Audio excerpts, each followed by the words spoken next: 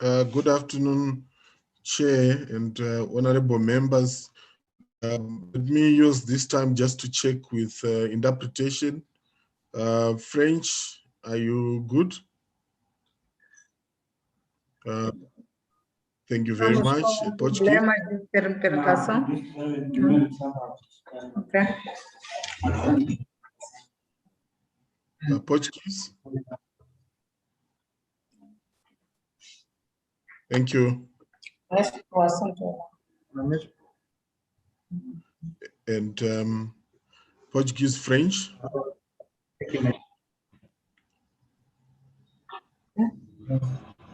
Tá.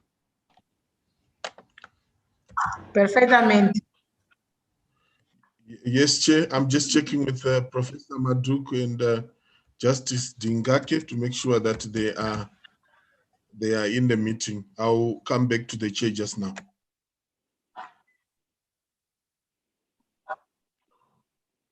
Correto.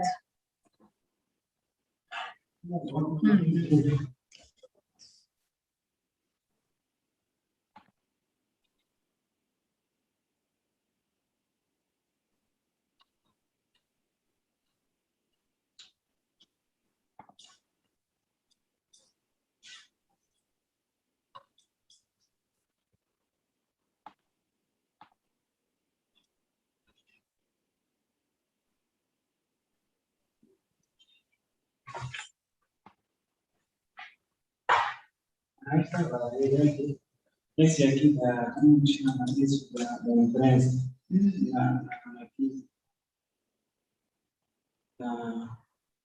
no Jornal do País, fizeram assim. Okay.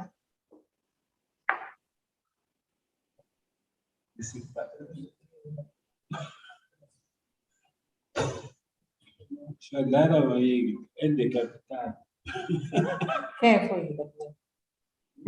Quem foi?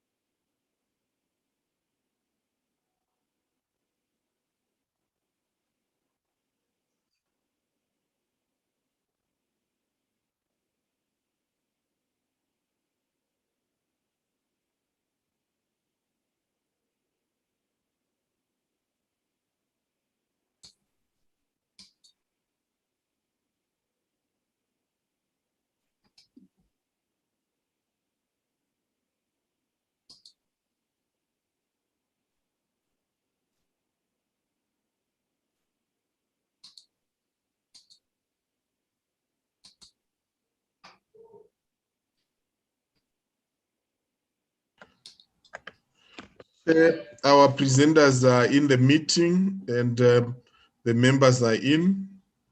Over to the chair.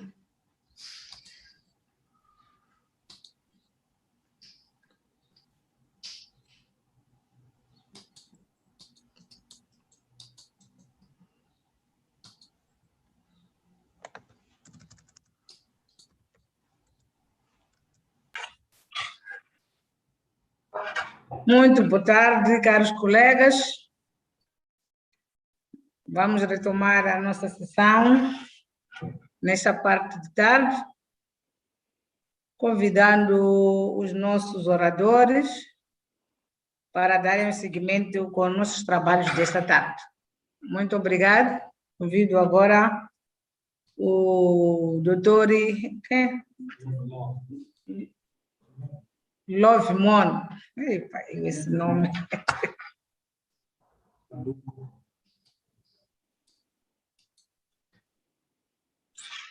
Good afternoon, Madam Chair and the honorable members and Justice Dingake. We are proceeding now this afternoon to look at...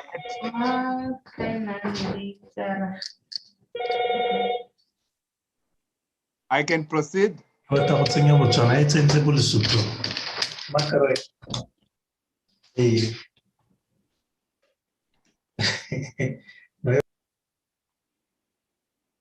Okay, thank you. I can proceed.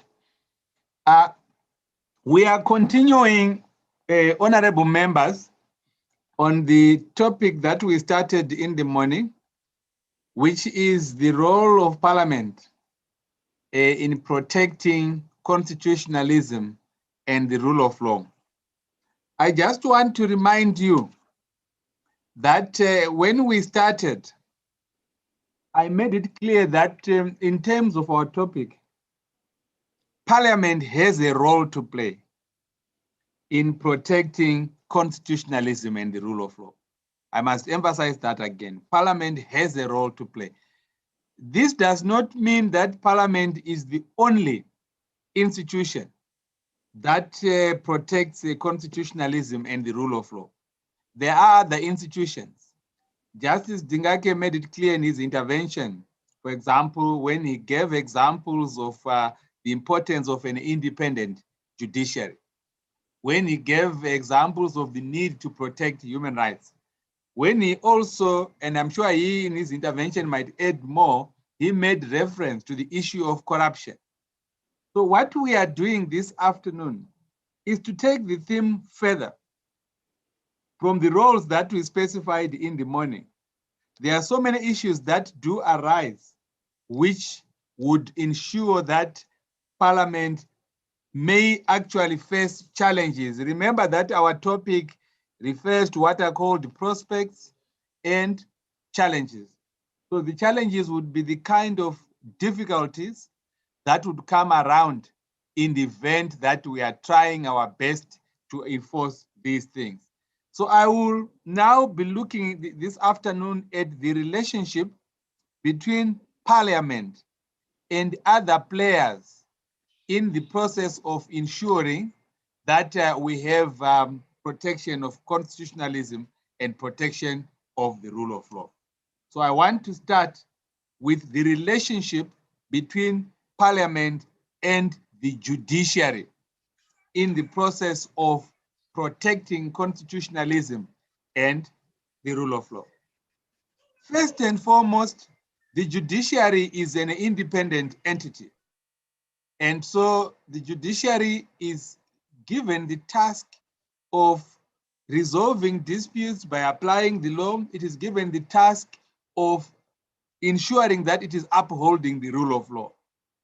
But before the judiciary comes in, members of the judiciary are appointed to those positions. And it is important for Parliament to ensure that persons who are appointed to the judiciary are persons with the requisite integrity to be able to maintain an independent judiciary and to be able to maintain the rule of law and constitutionalism. So I would say that in each of our constitutions, there is some role given to Parliament in relation to the appointment processes of judges, and sometimes in relation to the retirement of judges. One example is that you cannot, in some countries, fire a judge without the approval, ultimately, of Parliament. That's the ultimate control. We have that in South Africa, we have that in Malawi, we have constitutions that ensure that ultimately there is.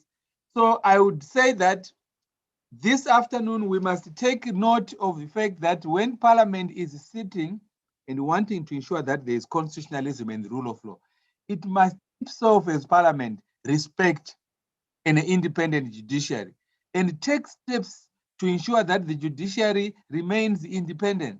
And what steps may Parliament take? First, Parliament must take the steps that may be provided in the Constitution. If the parliamentary process is actually provided for them to be involved in the interviews. I will pick one situation where the appointment of the Chief Justice requires the approval of Parliament. There is a constitutional framework like that. Parliament must not then rubber stamp a proposal coming from the executive on saying this is the person we propose to be Chief Justice. If Parliament does not realize the importance of the judiciary, then Parliament will not be able to play that protection. Its protection there comes by way of saying, well, give us more detail. Is this person suitable? And so forth and so forth. So I would say that the relationship between Parliament and the judiciary is quite key, to the extent that Parliament must play a supportive role in ensuring independence of the judiciary.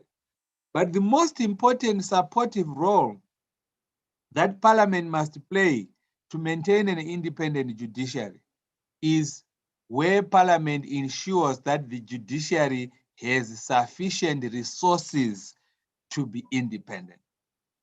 The executive is very good at controlling the judiciary via controlling resources. So they make sure that judges do not have sufficient resources to operate. They make sure that judges have no transport, have no vehicles. They also make sure that there remains a relationship between judges and the judiciary, and the judges and the executive to be able to get, things that are common cause. The salaries that are payable to judges, how are those determined, and so on. Madam Chair, it is very important for Parliament to realize that for it to protect constitutionalism and the rule of law, it must protect the independence of the judiciary. And for Parliament to protect the independence of the judiciary, Parliament must make resources available to the judiciary. So when a budget comes, in parliamentary vote and so on, various votes, a Parliament that is very conscious of the rule of law and constitutionalism will go to the line item that will go straight to the judiciary and say, is this sufficient for them to be able to? And there's nothing wrong from time to time for the parliamentary committees to be able to interact with the judiciary insofar as resources are concerned. So that is the point that I wish to make in relation to the relationship between Parliament and the judiciary. Remember that there are two institutions, but these institutions must be interrelated. I am not done yet on the relationship between Parliament and the judiciary. I go to the controversial area that I'm sure that Justice Dingage might also want to comment on it. It is where the judiciary gives out judgments that are seen by the executive to be not good judgments, or where the executive is very fond of attacking judges for being political. So that judges are being, partisan. This judgment of the court is politics. The courts are playing politics. And most people who make lots of noise around the judiciary making certain judgments, they would be members of the executive, the president and his or her ministers. Now, what is the role of Parliament in such a situation where the executive is unhappy with the judgments of the courts, which the executive will just simply describe as being unpatriotic or judgments that are against the executive for political reasons. What should Parliament do? My experience in SADC, in Southern Africa, is that the MPs simply join the executive in condemning judges. The MPs become also politicians, say, judges are not behaving well, judges have crossed the line, judges have done, things like that. We have so much of that taking place. I would like to present here and submit to this committee that Parliament in that case must actually come in and play a checks and balances role.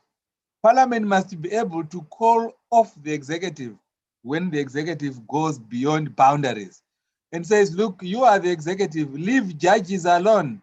It will be a better protection of constitutionalism and the rule of law if Parliament is able to stand and defend an independent judiciary.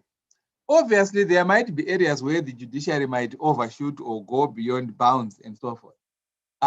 If that happens, there can be fair criticism. But for Parliament, the role of Parliament is to say to the executive, if you are not happy with the laws coming out of the courts, bring proposals for amendment or for reform with us. And that can actually play a critical role.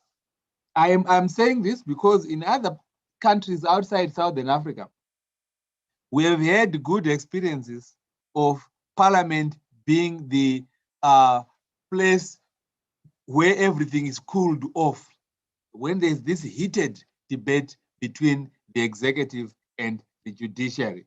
When Parliament does that, as I'm saying, it will be protecting the rule of law and protecting constitutionalism. That is clear. So that's my first area which I thought we should look at, the relationship between Parliament and the judiciary. As I've indicated, that relationship always must remain a very viable relationship where one depends on the other. Especially the judiciary will depend on Parliament if it is receiving unfavorable comments from the executive.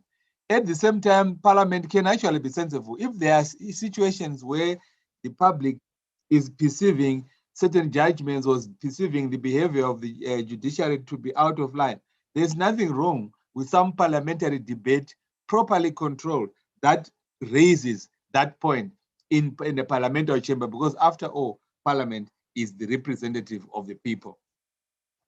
Then I want to move on to the second issue that I want to cover in terms of enhancing the role of Parliament in the areas that it is how Parliament ensures public participation. We saw in the morning that one of the roles of Parliament is to ensure that there is public participation. But now this afternoon, I'm now deepening that aspect and saying that how best do you ensure that the public is involved? When is the public involved in parliamentary processes? This is a very important area. It is important because of what the courts have said. The courts have said that Parliament must engage the public, but as to how Parliament engages the public, we leave it to Parliament to determine the mechanisms it will use to get public inputs. This is clear that so Parliament is left with a huge room to do that. Now, some parliaments use profitably the system of portfolio committees or parliamentary committees that go out to carry out, public exercises of finding out from the people what they think.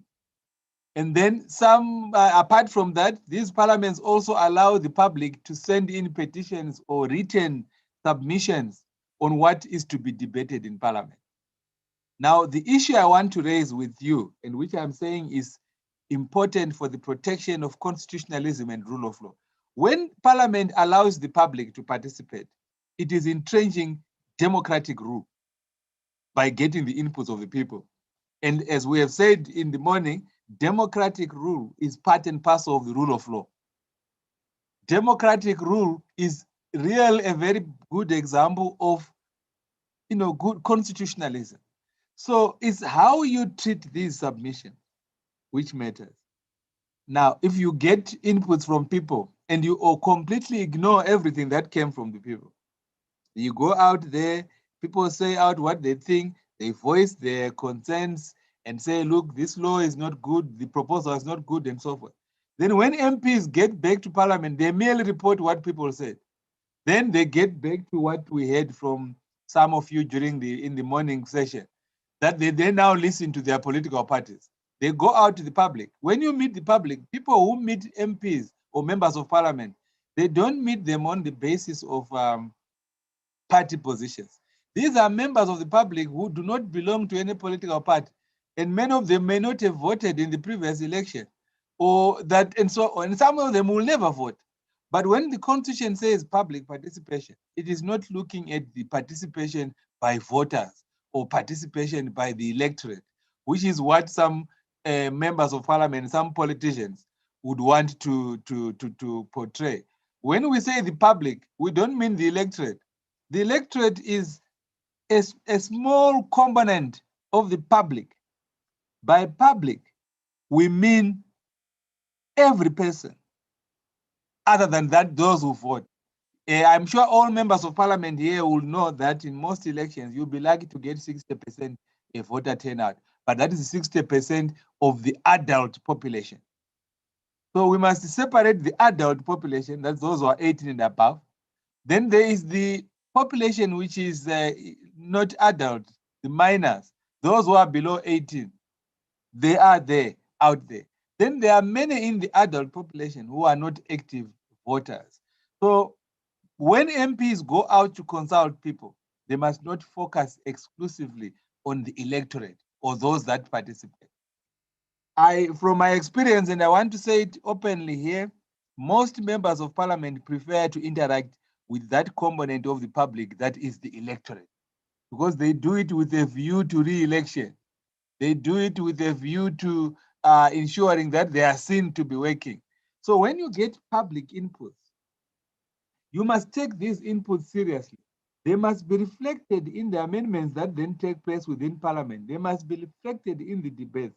But my experience in Southern Africa is that consulting people is merely a dressing exercise. It is just to dress up matters and say, we consult the people, but you are not in any way taking into account what they are saying. I have examples that I would not want to give now already of some countries, but it is sufficient for me to say this. Get inputs there, take the inputs seriously, use so many ways of getting the inputs, not just meetings and so on. I am at liberty to give the example of my country here, Zimbabwe. When it comes to portfolio committees, they would publish meetings, but you will see that they follow the main center. So one portfolio committee, which is supposed to be consulting, only has about 12 meetings around the country, or say, let's put it at maximum 20 meetings. But they never reach 20 meetings. I think that it will be about 12, 15 meetings. We go by their adverts. These meetings are held at centers. So you go to the main centers, you are in Harare. In Harare, you have one meeting. You go to another center in Bulawayo and so forth. Then the people that come are normally the urban active persons, or a few active persons that come to attend the meeting. That cannot be called a complete consultation or a public participation that the Constitution has in mind. What it has in mind is that apart from those meetings, I know that some people are asked to write, but they have not been doing a lot. Have radio programs where people phone in. The parliamentarians are on radio, and then they are having their program, or they are on television, and they are in phone-ins. The Parliament must expand the scope of its getting inputs. But my further worry, when I give the example I've given now, is that when some inputs come like those which are written, they are not read by MPs. MPs then just ask their officers of Parliament, some clerks there and so forth, to analyze the data, give us a summary and so forth. That is fine and good. But I think that an MP who is very conscious of their work must go beyond relying on summaries that have been prepared by parliamentary officers. You must also sometimes go to the raw data, take all those files, read through them to get what people are saying. You will be surprised how much you miss out as Parliament on the issues that come in. Then that is an area where I believe that Parliament must deepen its participation. The South African Constitutional Court has given a judgment where it says that if Parliament fails to do that sufficiently, the law that is passed may actually be set aside or declared not valid because there was not enough parliamentary participation by the public. But of course, the test for them to set it aside is very high. They will have to say, no, this is, and they have had a few cases where they have succeeded in doing that. Outside there, we have not yet come across another country in Southern Africa that has gone that far of actually setting aside a law passed by Parliament on the basis that that law was not done with sufficient public input. And this is a point that we need to, but the lesson that I believe we can take from what we are discussing at the moment is that ensure that there is public participation. I go to the third item of this afternoon. The third item of this afternoon relates to parliamentary procedures and the role of Parliament in that process of parliamentary procedures. You will all know that Parliament operates through its standing orders or rules of procedure that regulate Parliament. Have you ever imagined how important those rules are and how much power Parliament has in that regard? Parliamentary procedures, as far as I know, in the whole of Southern Africa, are the kind of procedures where the executive does not get involved. Remember, when you pass other laws, you will need the presidential signature or the signature. The laws proposed, bills passed by Parliament have to be signed into law by the president or the head of state. And so, which means that there is someone who comes in and says, look, we are not signing this, or I mean, each of our constitutions will try and provide a framework where that would happen. But when it comes to parliamentary procedures, standing orders of Parliament, these start and end with Parliament. It is the parliamentarians that discuss the standing orders. And after you are agreed, you pass them yourself. They don't go to the president for approval. And once they are passed, they become law. That's a very critical position. So you must, my point I want to make now is we look at the rule of law and constitutionalism.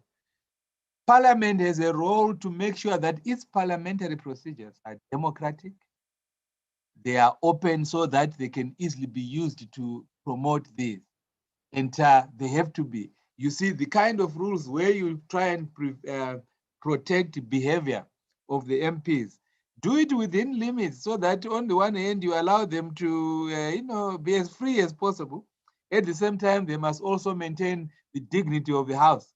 Those you must strike an appropriate balance. But the point I'm making is that make your rules of procedure such that they promote constitutionalism and the rule of law.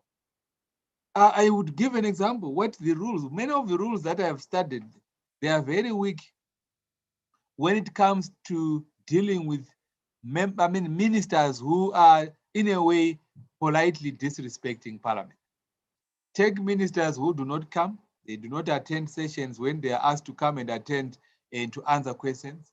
Ministers who keep on postponing their answers to questions, and sometimes, and so on.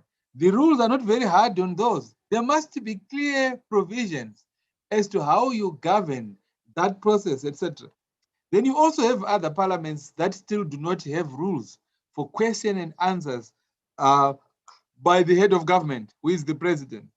I think that there must be sufficient scope within your rules for Parliament to invite the president to come and answer questions, not the president just to come and address Parliament. You ought to, whenever the president is also head of government, apart from being head of state, that component of being head of government is not adequately reflected in Southern Africa. That's the point I'm making, Madam Chair. In Southern Africa, the role of the president as head of government is not adequately reflected. We have one example, I think you have seen that, I think the South Africans do allow the president to come and answer questions from time to time. I've also seen outside Southern Africa in the Kenyan processes and so forth. I think we need more of parliamentary procedures that facilitate the coming into parliament of the head of government, who is the president, and for him to answer questions. Of course, the president comes to parliament as head of state, perhaps to do the ceremonial functions of opening. Those two functions of a president must be kept apart. The president as head of government and the president as head of state. Where the president is head of government, he must or she must somewhat interface with parliament.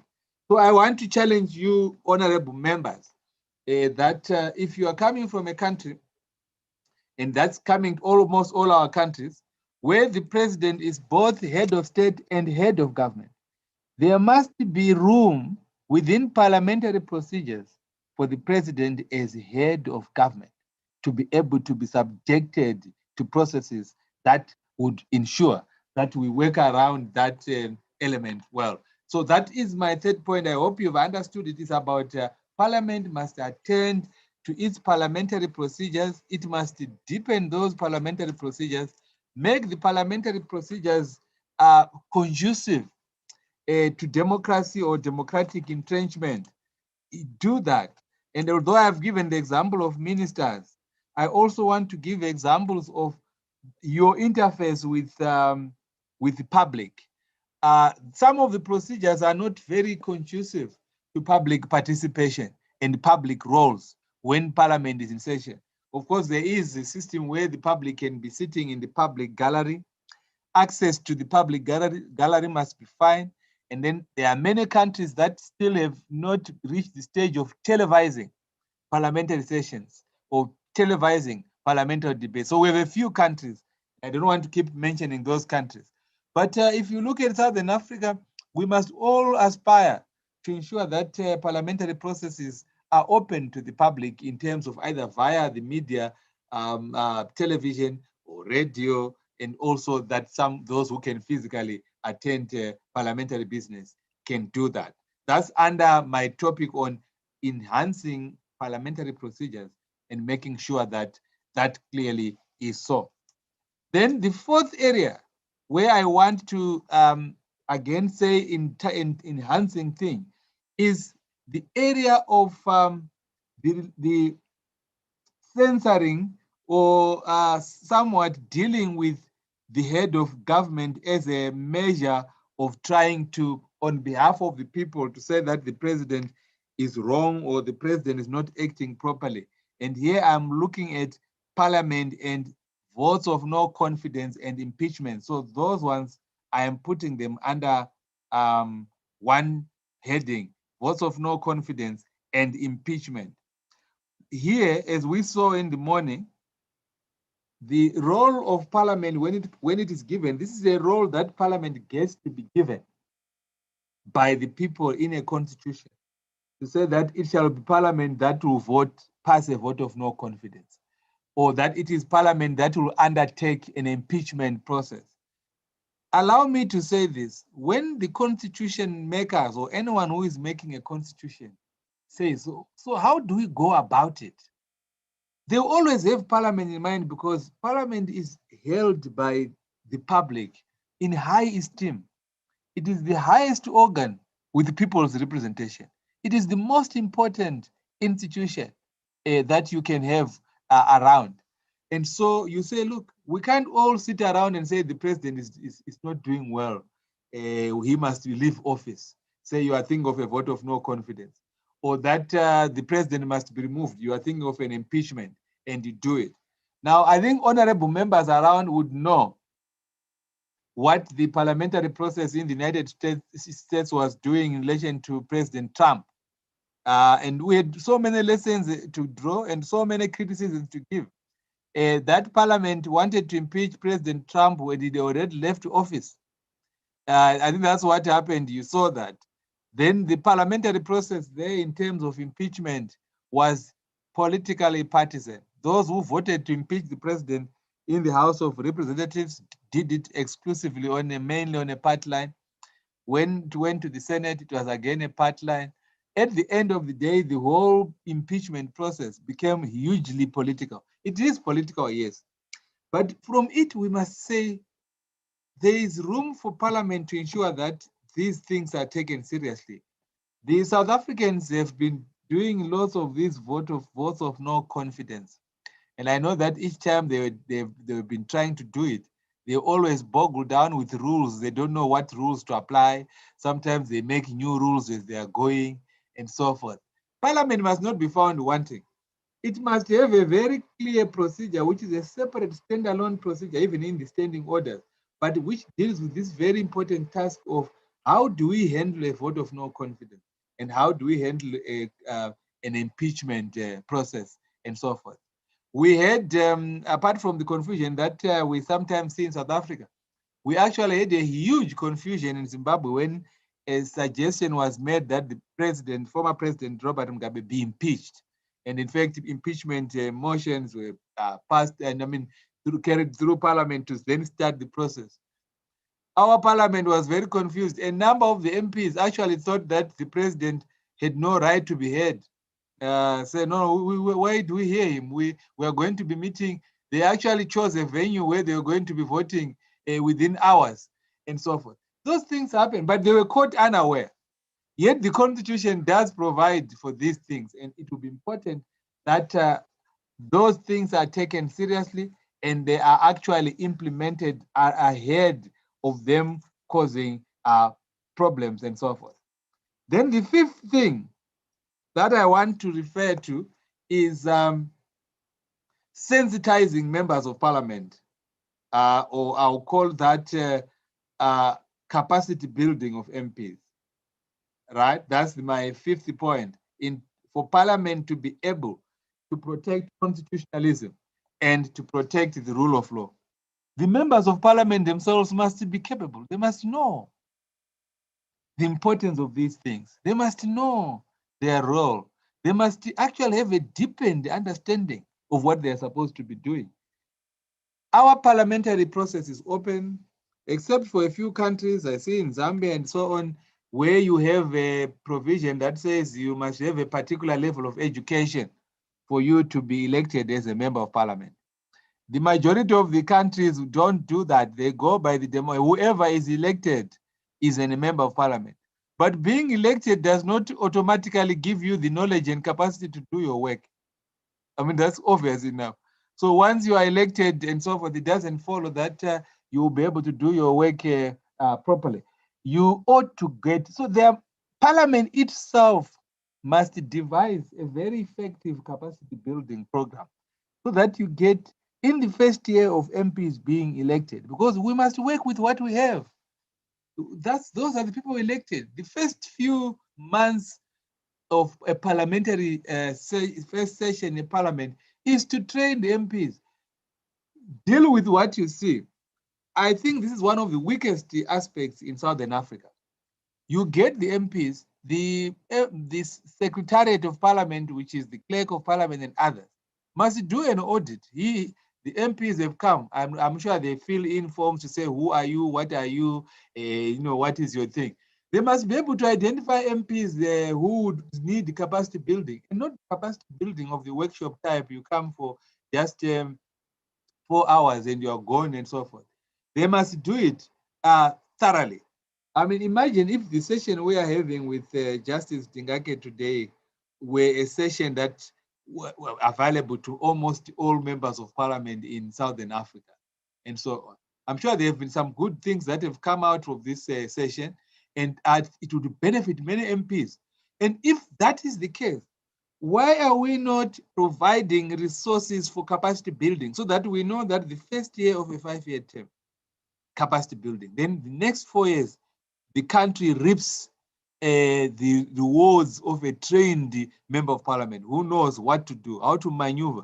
Whereas people are calling for dams, the MP will still be able to call for dams or to call for, deep tanks, how they should be dealt with, fine. But the same MP who is able to do that is able to ensure accountability by the executive. Is able to nip out corruption. Is able to make the judicial accountable. This is best, things like that. We don't want an MP who simply sits there and is unable. I believe that it is the executive that is not wanting to provide resources for training. The executive does not want a powerful parliament. We must know that the executive wants MPs who are just sitting there waiting possibly for a ministerial appointment to be identified by the president. The executive would want a parliament which is simply a rubber stamp. Even they would want that kind of parliament. So they would not want you to get trained. And I think the best way of doing it is parliament must put up its own budget and pass that budget on condition that there are enough resources for capacity building. Take the first 6 to 12 months of a parliamentary session to deal with empowering MPs and allow the last 4 years to be really the fruits of our gain. We cannot afford not training and sensitizing MPs or capacity building MPs, even if they are going to be not coming back to parliament. We would have had a former MP who is also a very useful citizen. And so this must be a daily sort of thing that ought to happen. Madam Chair, because I know that we only have 1.5 hours this afternoon, I will now just summarize the 5 points. I have registered 5 points that I give Justice Tingake his time to it is time to be just intervene, and then we deal with your questions, some of which I'm actually seeing being posted by the secretary. Yeah, but the point that I want to do now is to just summarize for you the 5 points that I made this afternoon, is trying to ensure that Parliament becomes more effective in protecting the rule of law, in protecting constitutionalism. I said, number 1, Parliament must know that it has a special relationship with the judiciary, and it must protect and support the judiciary so that the judiciary becomes independent. And an independent judiciary only arises if we get a very supportive parliament. That's what I mean. A judiciary will never get a supportive executive. Just as the executive wants to have a weak parliament, most executives also want to have a weak judiciary. So you too, Parliament and the judiciary, you have that special relationship. And I am saying there, you must support the judiciary. I think I've indicated you'll check your notes. Then the second thing, I've said that that Parliament must work out clear ways of making public participation more sensible, more effective, and so forth. And that can be done by the methods that we have discussed. That was the second point. Then the third point was that Parliament must attend to its standing orders, to its rules of procedure, to ensure that those rules of procedure are more democratic, they are more sensitive to the rule of law, more sensitive to constitutionalism. They open space for the freedom of MPs. They open space, for ensuring that Parliament is not abused by ministers who may not want to answer questions and so forth. Then number 4, I said Parliament must know that it has a very special role when it is given the power to deal with the head of state or the head of government through votes of no confidence and impeachment. So Parliament must always be prepared for that. It can happen at any time. Like the example I gave you of Zimbabwe, where the parliamentarians just from nowhere, they suddenly found that they had to do an impeachment when they had never prepared themselves for it. So Parliament must not have provisions like this thinking they will never arise or it will never happen. Parliament must always get preparing itself for that. That's a heavy responsibility.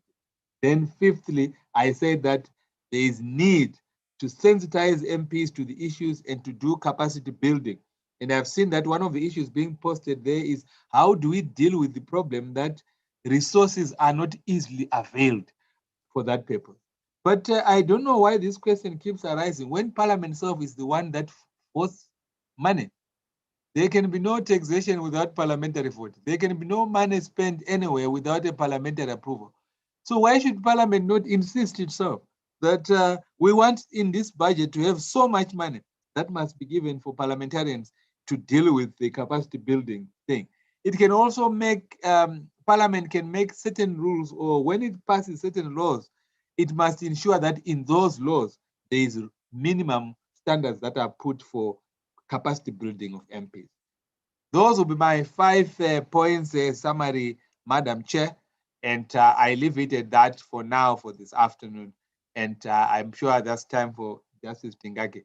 Thank you, Madam Chair.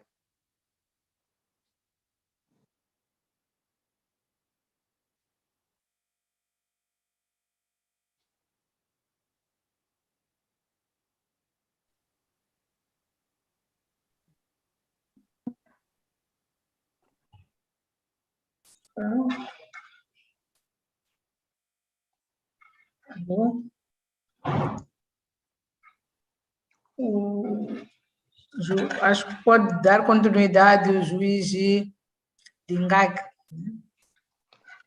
para depois entrarmos ao debate.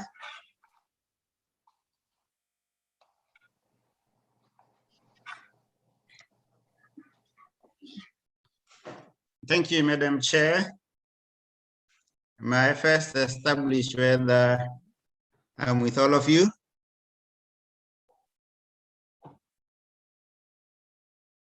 Am I heard over? Everyone can hear me?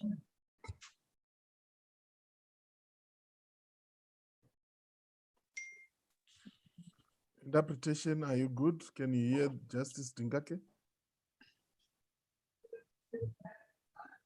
They are not responding. Yes, sir. Yes, sir. Am I clear? Everyone is on board? Sure. We're all awake. You are very clear. Aqui estamos a ouvir Okay. perfeitamente. So then I'll continue. Thank you very much, Professor, again for a very brilliant submission. I agree very much with pretty all what you said.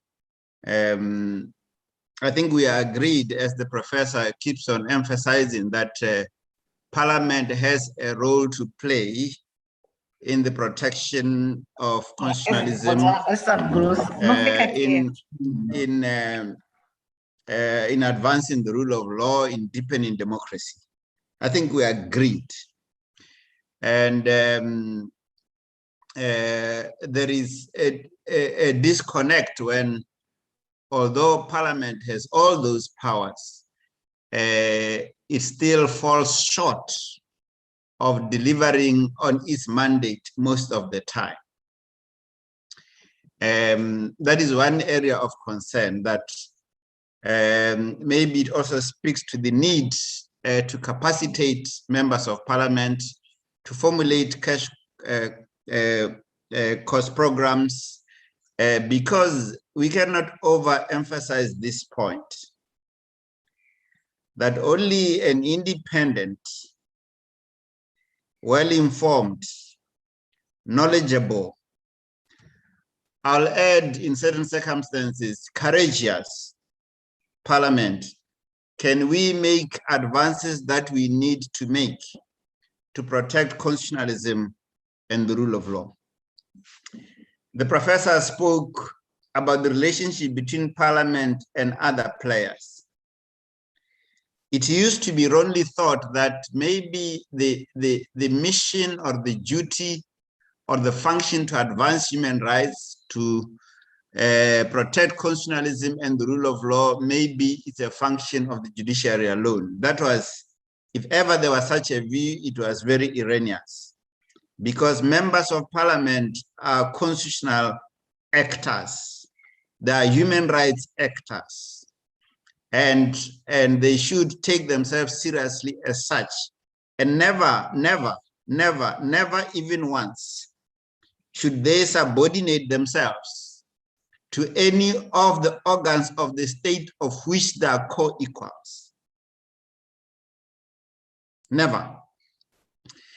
If they subordinate the institution of Parliament to any other entity, any other arm of the state, that would be a betrayal of their constitutional mandate. The relationship between Parliament and the judiciary is key. Those are two organs of the state charged with different functions in terms of the separation of powers. Members of Parliament must legislate for the good order and good governance of the country. The judiciary must uphold the rule of law, must interpret the laws and enforce those laws. But independence is critical when we speak about the judiciary. The findings, you may be aware that the findings of the 2016 Africa Integrity Indicators report produced by the Global Integrity, an organization that promotes transparency and accountability, says that there is no judicial independence in about 50% of the African states. And there are still issues around the appointment of judges, that the appointment of judges are not merit-based. And it's also extremely important that Parliament must ensure that judiciary is manned by men and women of integrity, of knowledge, and of courage, and of integrity, in order to protect constitutionalism and the rule of law. And this is the duty of Parliament in those countries where Parliament has a role in the appointment of judges. We need a merit-based appointment process that is transparent and fair, in which the judiciary represents the entire demographics or sectors of the country. That is the primary duty of members of Parliament. Unfortunately, not all constitutions actually give Parliament a role in the appointment of judges. I know of a few countries in which Parliament has totally no role. In those countries, it may be time for them to ask the question whether, as representatives of the people, it is not time that they must have a role in the appointment of judges, including in the removal of judges. So the independence of the judiciary is critical, and I cannot emphasize more than the professor did that among the things that we expect Parliament to do in order to enhance the independence of the judiciary is to give resources to the judiciary to properly execute its constitutional mandate. And you, members of Parliament, have responsibilities over budgetary allocation. One of the key problems that undermines judicial independence is the financial autonomy of the courts. In many of our jurisdictions, the courts are considered as part of the Ministry of Justice or some ministry, and their budget items comes under some ministry. That cannot be in accord with the spirit of the Constitution, the spirit of constitutionalism.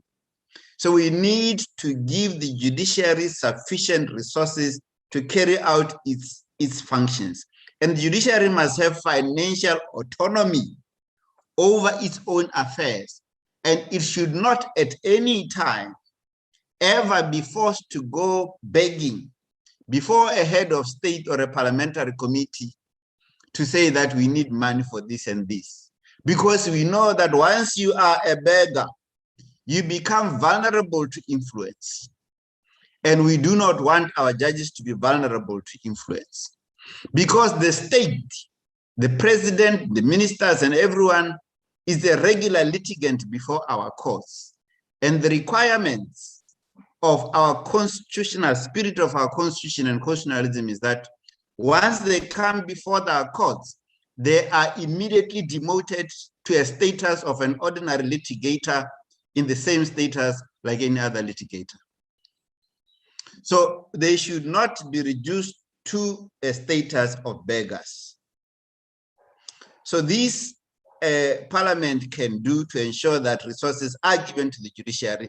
They can pass legislation that guarantees financial autonomy to the judiciary, that chief justices don't go before the president to beg for money to do anything.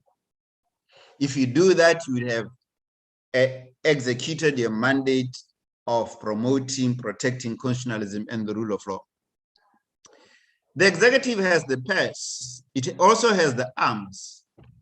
The judiciary has nothing. The only thing they have is their moral authority. And that moral authority often dependent on the public confidence that they have, the only lifeline for the judiciary. And to remain credible, it has to be independent, including independent of asking for funds from the executive. So that is an important point that I emphasize. Then the professor also spoke about the need to defend the judiciary when it is under attack. I think it's a very important point. Not to say that the judges can't err. In doing so, you are not defending the individual judges, but you are defending an institution, which is an arm of the state. Judges are not sacred cows. We are not sacred cows. We make mistakes. We make mistakes. We can be criticized. We are not immune to criticism. We must, in fact, be criticized from an informed, respectful position. But it's important now and then, where it is unwarranted, to see members of the executive stand the ground to defend the institution of the judiciary, which is a public institution. It is very rare. Last time I had occasion to listen to President Ramaphosa when the judges were being attacked, not many, a month or so back, and coming to the defense of the judiciary, saying nothing can justify any unjustifiable attack on the judiciary. Public participation.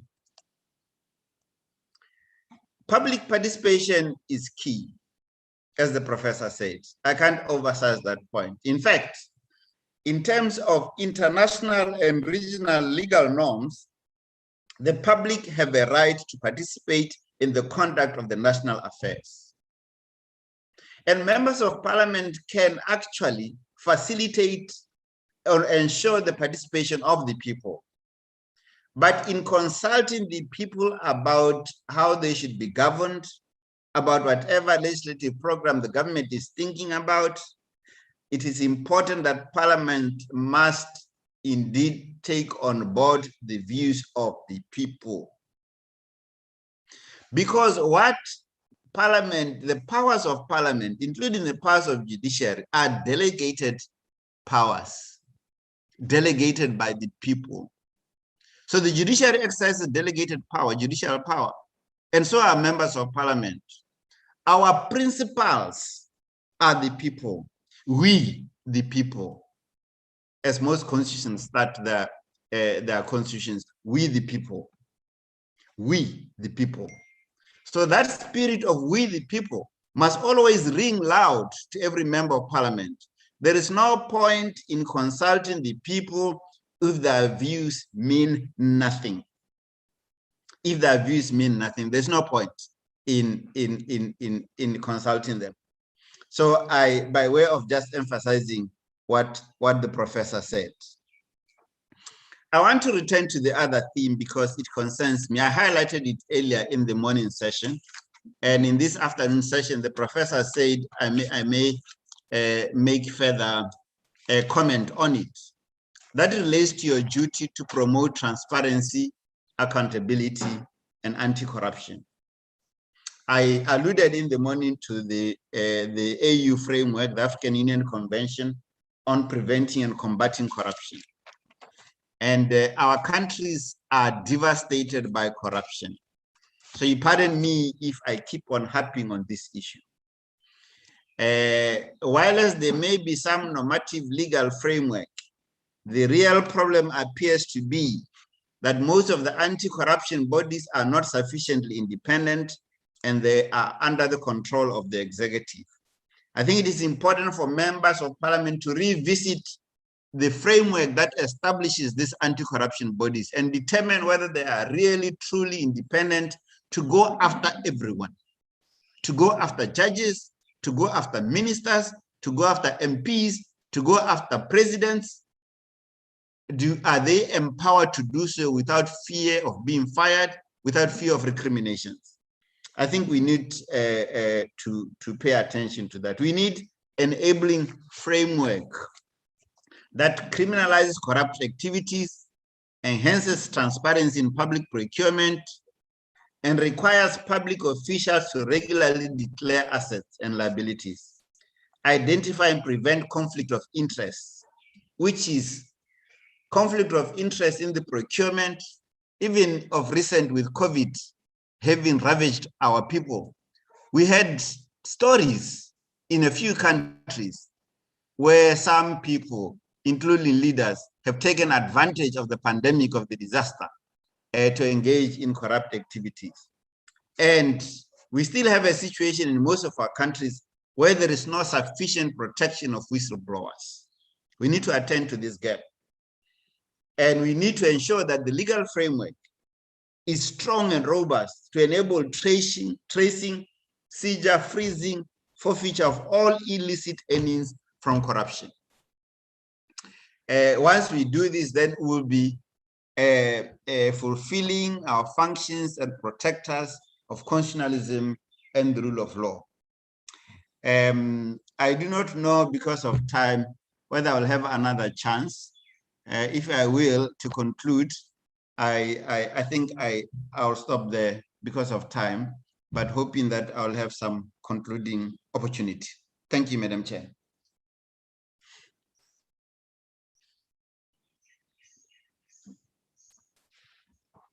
Thank you, Madam Chair.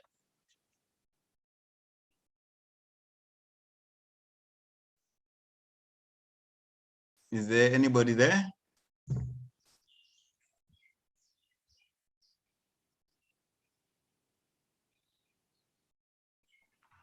Sim, sim. Muito obrigada. Muito obrigada. Muito obrigada aos nossos palestrantes.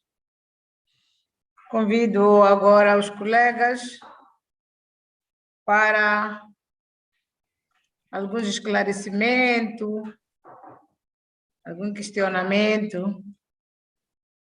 A sessão está aberta. E passo a palavra agora, tenho indicação de o senhor vice-presidente, vai intervir. Por favor. Chair, thank you very much. And thank you very much for both presentations. I think it was a very interesting conversation, and I think very good in theory. I think the practice in the 15 countries that represented here would probably find that there's differences in our experiences. I think what we need to understand, though, is every time we make a law, if it's not realistic, if it's not enforceable, we are making criminals out of people. And why I say that is that what we found is that let's say we make legislation that littering is a criminal offense. If people start getting away with that, they find that they can throw away rubbish outside the window, and no one catches them. Then when we say that chewing gum in the streets is now illegal, when they start chewing gum in the streets, they know that they can get away with that. So what happens is it becomes easier and easier to get away with legislation. So the challenge is to make legislation that we can enforce and legislation that is realistic.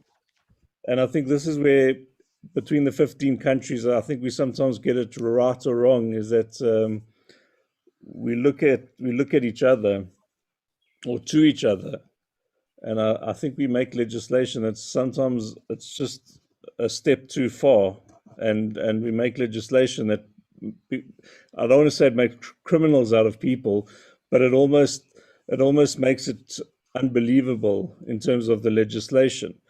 The second thing is the constitution, is that where we have a constitution, who's the guardian of the constitution?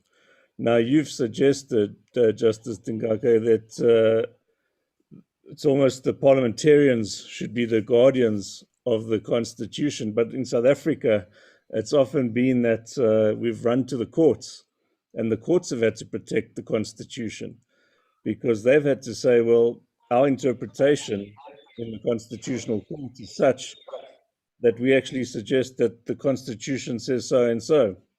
And if you look at the constitution in South Africa, it was in 1994 when it was introduced. It was probably, when it was being created, the people that were gathered around the tables in 94 were preparing a constitution that they believed was protecting citizens that were, that the path of leadership was moving towards a certain direction, and maybe weren't preparing a constitution that maybe the path of direction has now changed.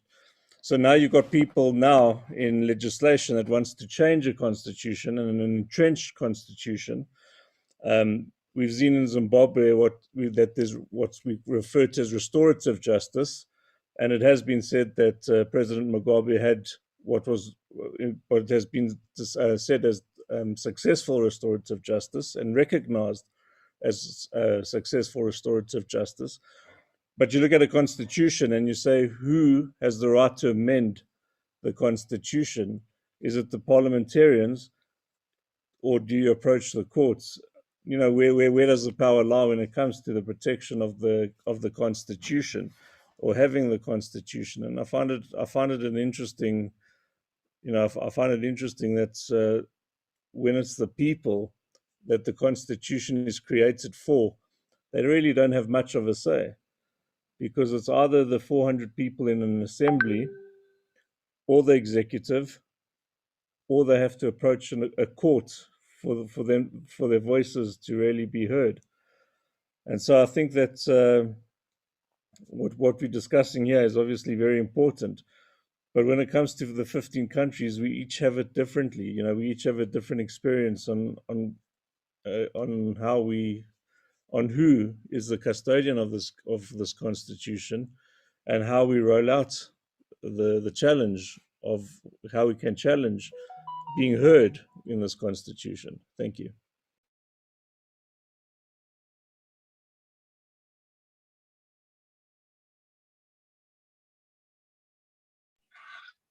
Muito obrigado. Passo agora, tenho a indicação do deputado Doene, por favor.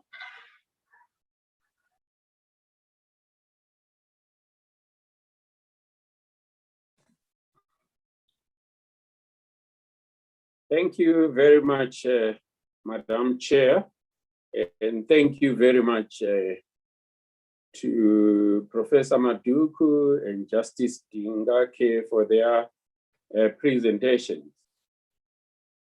I wanted to look at SADC, PF, or SADC as a whole. You see, whilst we strive towards constitution, I always bite my tongue when I say this word, constitutionalism and rule of law. When we look at it, why don't we come up as SADC with model laws for a start? Because we have already model laws on elections, we have model laws on child marriages, and model laws on HIV. Why don't we start off as a starting point, have the model laws, so that we get a buy-in from member countries? I personally feel if we start off that way, we might have a buy-in in some countries domesticating these model laws, and we move towards a good governance and a good governance and a rule of law. That's my number one point. My second point is I wanted to ask Prof. Maduku. Some jurisdictions appoint their ministers outside Parliament. So my question is, what is your take on appointing ministers outside Parliament in promoting good governance and constitutionalism in a country, sort of that type of approach where ministers are not picked from members of Parliament, but they are picked from outside Parliament? Can it improve even corruption as well? I thank you.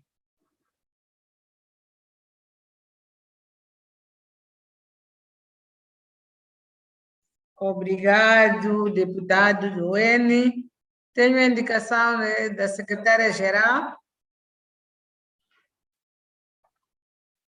Faz favor, senhora secretária-geral. Thank you, Chair. Thank you very much, Honorable Agostino. These are very interesting discussions that we're having this afternoon. I'll start with the simple question based on the presentation by Prof. and Justice Dingake. Simply to ask, how do you protect Parliament from interference of the judiciary?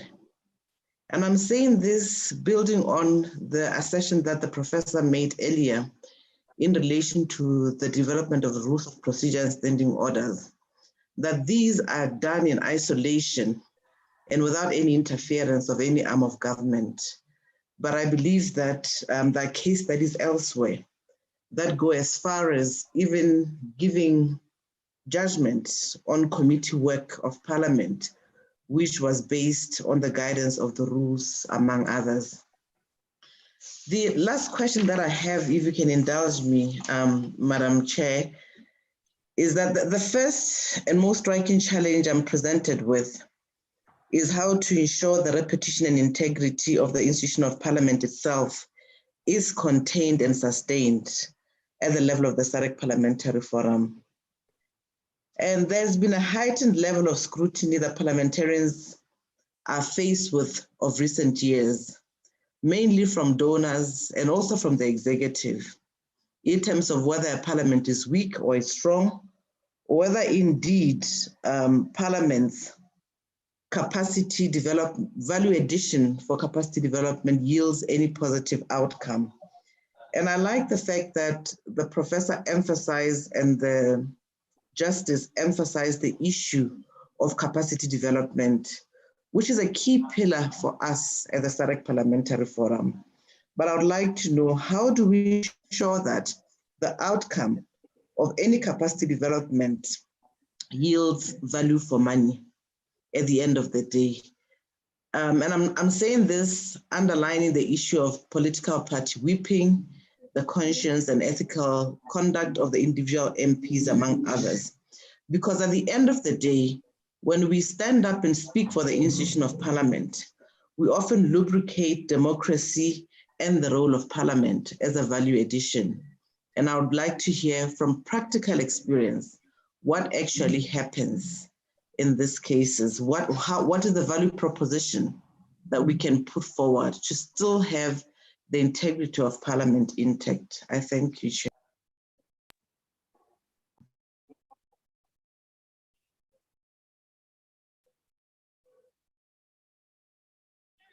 Okay. Caros colegas,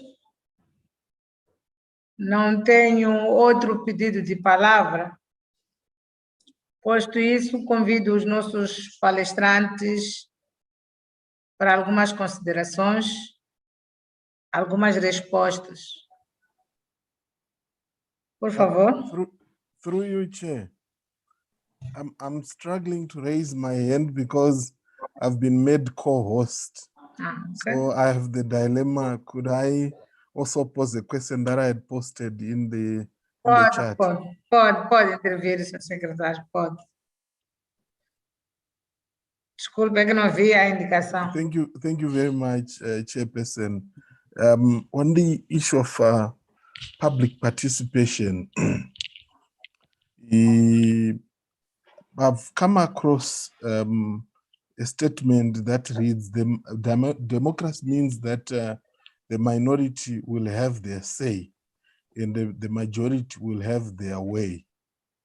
And in scenarios where there is political domination, part of it backed by electoral outcomes, there is almost sometimes an exclusive understanding that this mandate stretches for 5 years unquestioned until the next election. And my question is then, how do we balance the need for meaningful public participation in public affairs, even in the event where, or situations where we have political majorities or two-thirds majorities in Parliament? I thank you very much, Chair.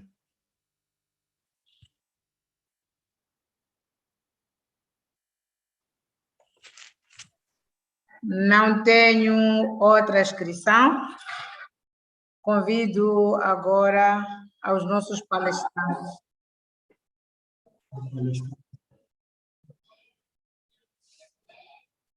Por favor. Okay, thank you, Madam Chair. I'll take in, I try and give the answers to those questions. I'm sure Justice Dingake will come in and add some points. I saw the first observations from the Deputy Chair were clearly observations. I find a lot of merit in what he was saying. The Deputy Chair of the committee from South Africa, I certainly found them quite useful comments. So I have no responses to give except to make that observation that it's useful observation. Then the second question that came from Zimbabwe, the Honorable Ndiweni there, he has two areas. The first one is on a model law. Why can't we? I mean, that would be a brilliant idea. In fact, the whole concept of having SADC or have AU, it would be good where we can attempt model laws, we would be better off. But they require a lot of political will to be able to come up with a model law.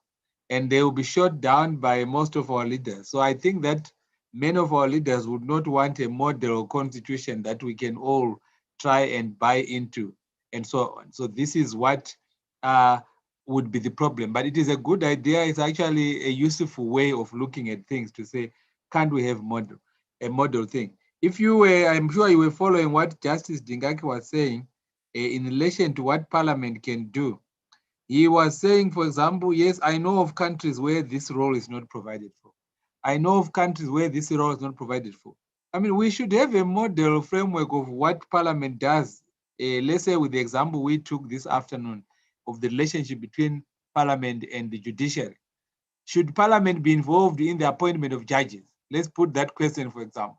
Why are we not having some model approach in the whole of Southern Africa and the 15 countries? We can answer that issue as 15 countries and say that we believe Parliament must play this role when judges are being appointed.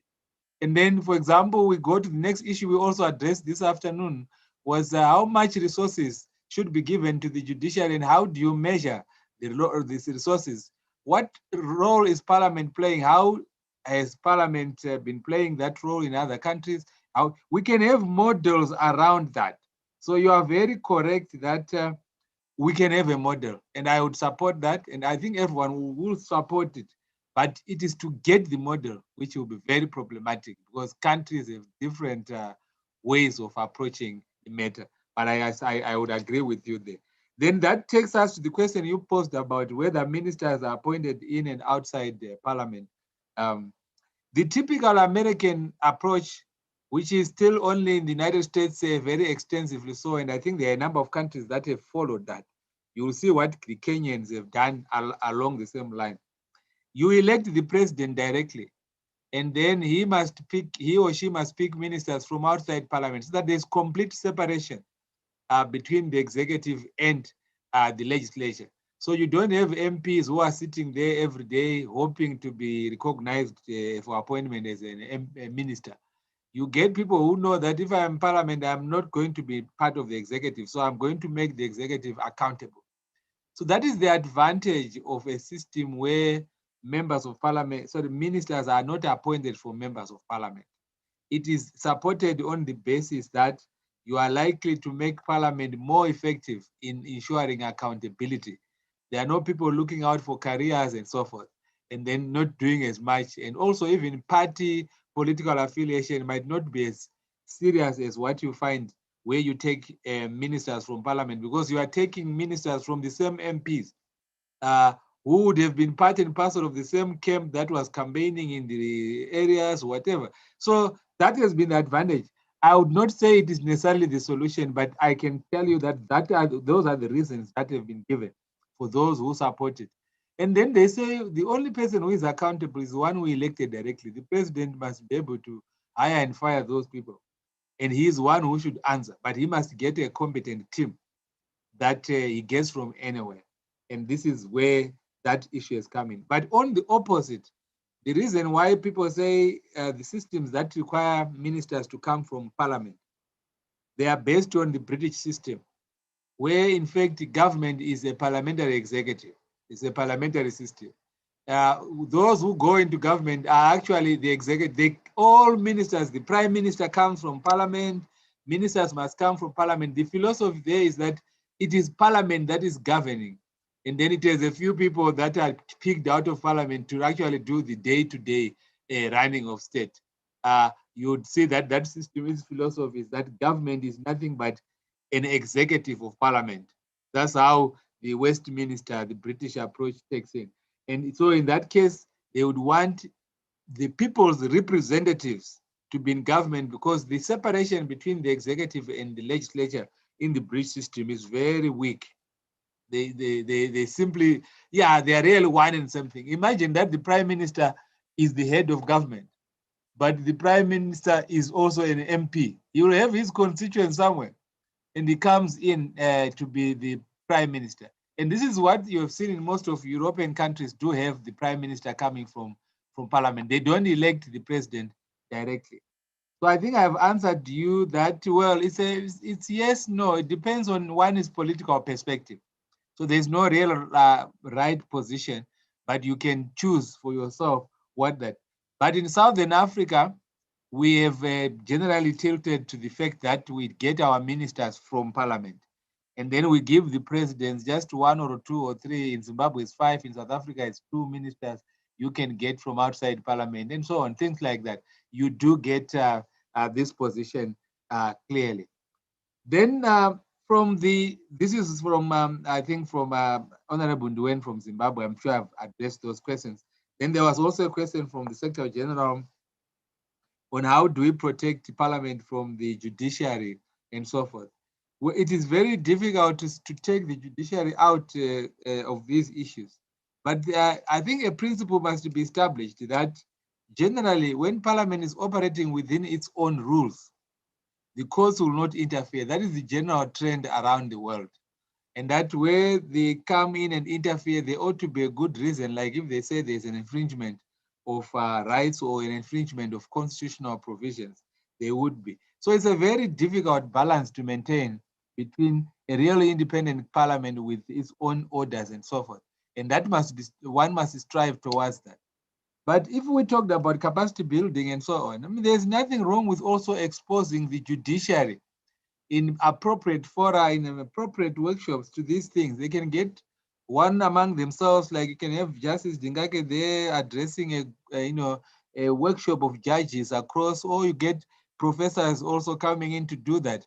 Even the judiciary also wants to really be exposed to these things, to know that there is value in an independent parliament.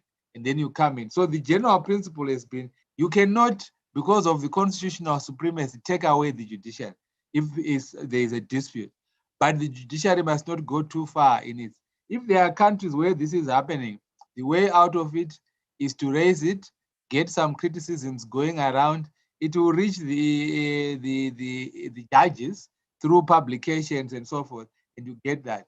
Now, one way which we have seen around is where a secretariat like yours, the SADC PF and others who are worried about these things, they develop literature, ask academics or judges to write around the subject. We can have a clearly written topic or pamphlet or monograph on the role and relationship of parliament and so forth. Then we write that what should be the ideal relationship. And then we get literature around and we tell them how it has happened in many countries around the world. The well-known position is that unless parliament has gone outside the frameworks that are proper, parliament, the courts must stay out. In the British system, because of the absence of a written constitution, they actually had an excess process where parliament was judge of its own internal affairs. But that has, of course, been watered down. But the principle remains. Don't get in. The Americans who are at the forefront of trying to create a constitutional, they also have very good constitutional law. where the courts will not interfere with the activities of Congress or internal dynamics of Congress. See, it'll be very difficult to get a matter in Congress going to the court. I'm sure you saw that President Trump, when he was facing the impeachment, even decisions relating to whether they could do it were made within that. So that, I think, would need to be considered in that regard. Then the Secretary General also asked a question relating to how you can guarantee the outcome, value for money, when you train MPs, and then the MPs will then go out, then simply behave as though they were never trained. They will just take the instructions from their parties and so forth. And they more like you feel completely bad that you have wasted money, but the MPs are not. I think the answer to that is that you have to be very patient. The outcome of capacity building frameworks won't be seen on year one or day one. I think that it will take some time. More and more investment in capacity building, you will see changes coming in. So don't look for immediate results, because as you invest with capacity building of this nature, the political parties will also be investing in ensuring that those MPs are more and more loyal. That's how they put it, and so on. So the balance will be struck with time. We will have to create patience there.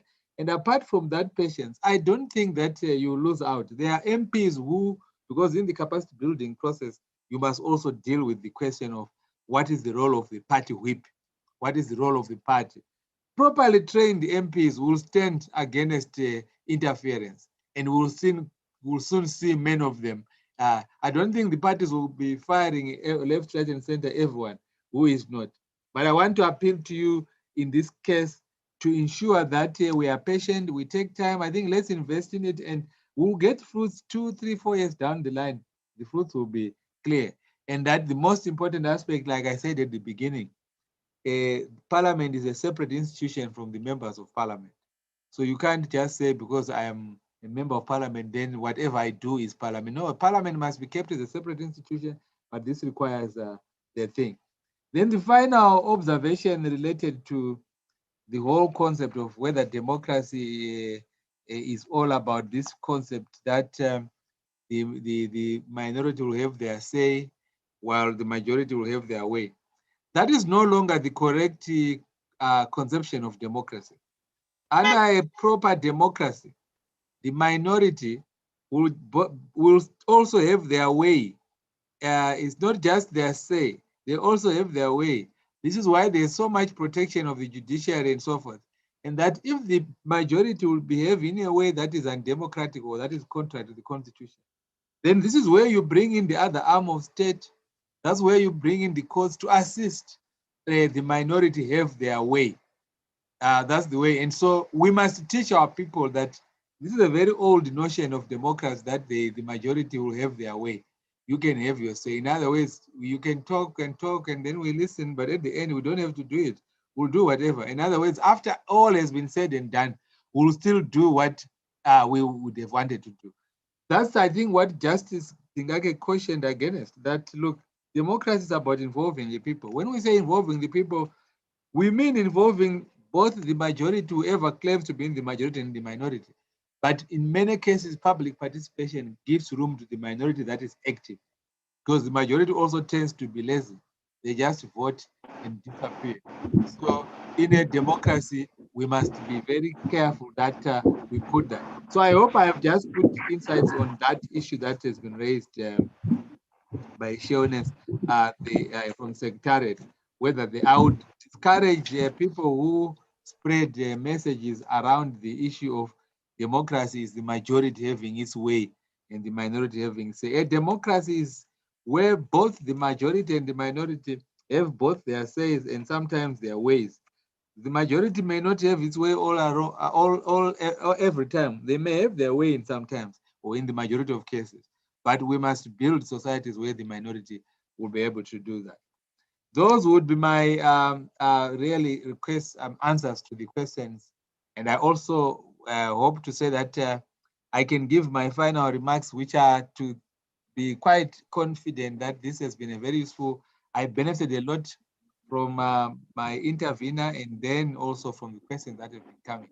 It appears that this is the kind of session that ought to be spread out to more members of parliament across the region. Thank you, Madam Chair.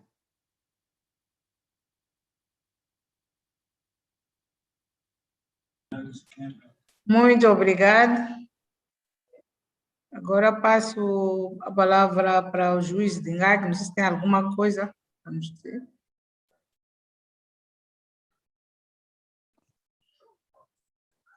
Is it my turn, Madam Chair?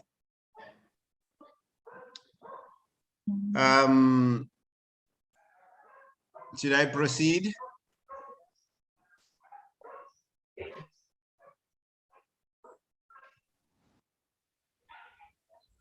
Should I proceed, Madam Chair? Thank you very much. I think my friend has answered most of the question. I just wanted to say, because there is no time left, that most of our countries have a Bill of Rights or have constitutions that say they are the supreme law of the land. To that extent, I think it's correct to say that the courts are the guardians of the Constitution, where the supreme law of the land is the Constitution, and the courts are mandated to pronounce over issues of legality and the rule of law. But parliaments are natural guardians of the rule of law to the extent that they have legislative powers, their roles as national debating chambers, their oversight functions, and budgetary responsibilities.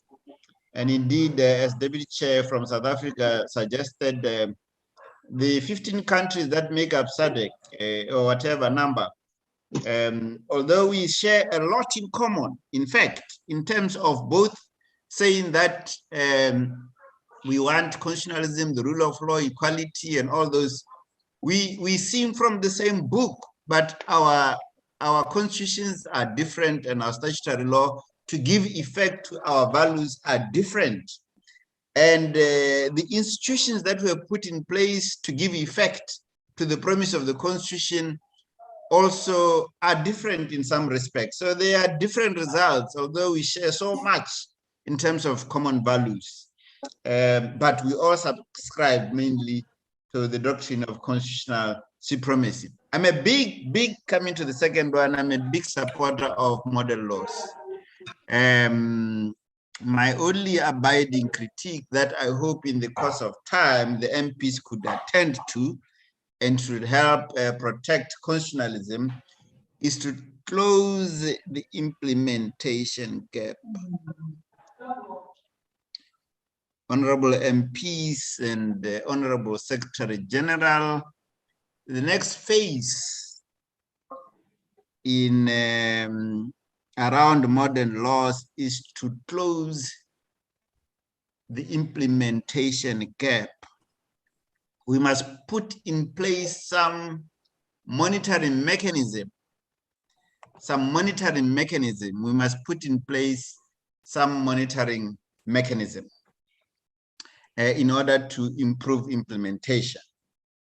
As regards the other questions posed by the Honorable Secretary General, in a constitutional supremacy situation, it is the province of the courts to determine the constitutional parameters of what each organ of the state can do or cannot do.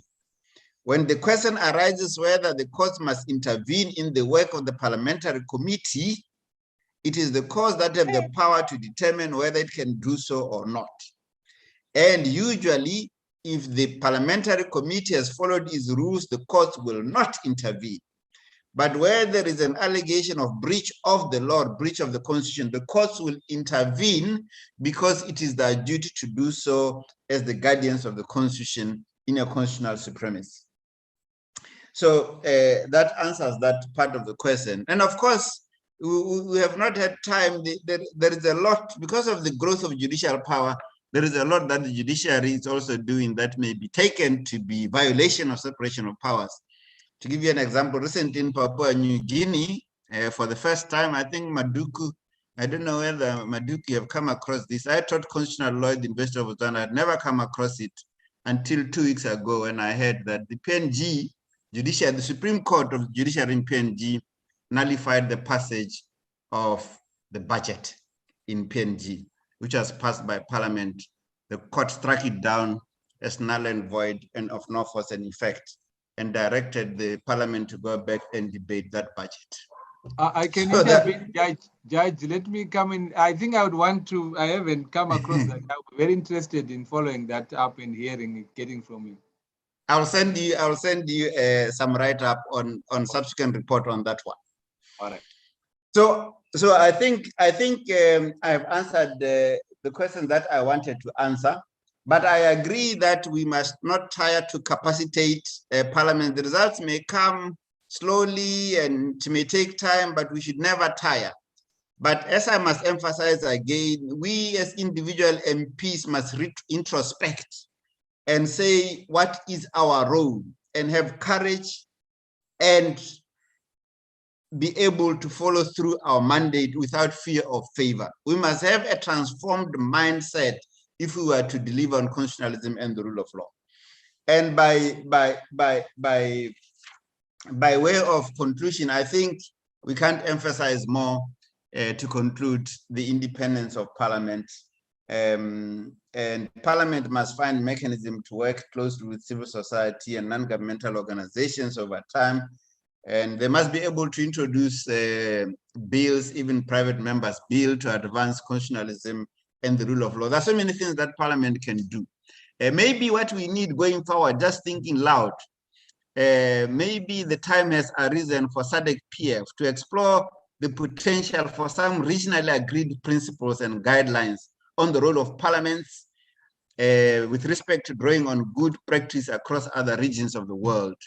I think SG, you may wish to take note on this, and we can discuss if you need that. I think it is time that you must consider some regionally agreed principles and guidelines on the role of parliaments.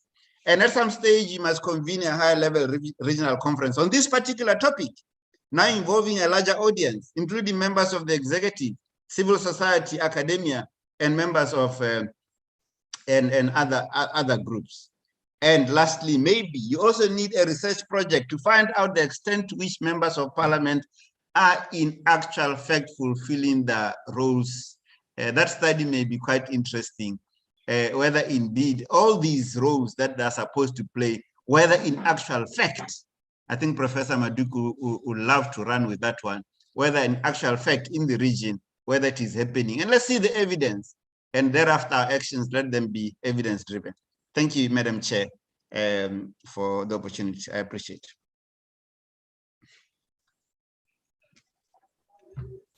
Muito obrigado. Caros colegas,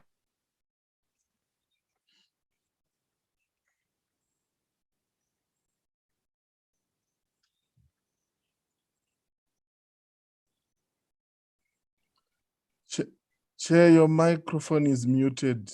Apologies. obrigado pela atenção.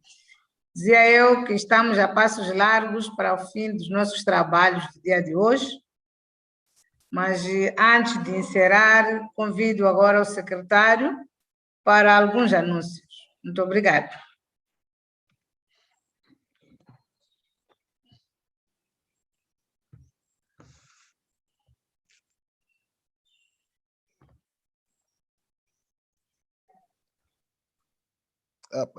Chair, I missed your intervention. Apologies. I had to attend to some administrative matters. Okay. Chairperson, thank you very much. In terms of the announcements, it's to indicate to the committee that out of this meeting, we are going to have a police brief. We will circulate the draft to all the members for their input, and then we'll have the usual report that the chairperson will present to the plenary assembly on behalf of the committee, and the minutes that we will consider at the next meeting. Otherwise, in terms of the procedural work that we must do. Those are the three things that we are going to be producing from this meeting. We had a rapporteur who was taking the record, and we'll be working with the rapporteur as the secretariat to produce the policy brief, the report, and the minutes. Thank you, Chair.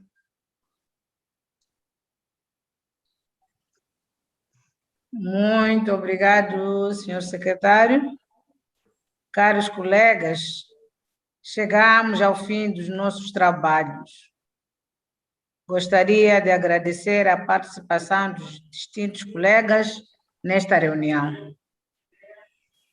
Quero também, em especial, agradecer ao nosso palestrante, o professor Maduco, e o nosso interveniente, o juiz Dingaque, pelas brilhantes apresentações.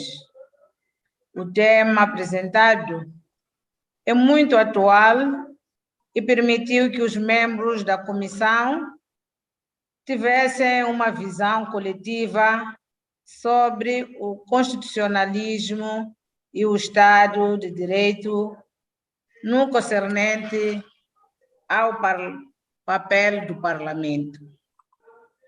Caros colegas, continuemos a nos cuidar da Covid-19, para que dentro em breve possamos ter as nossas reuniões presenciais. Depois dessas palavras, declaro encerrado a nossa reunião. Muito obrigado, caros colegas, pela vossa participação e pelo vosso desempenho. Obrigada.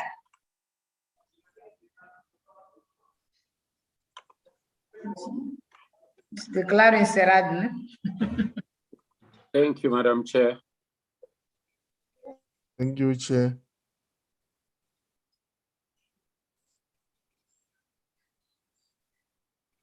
Host, kindly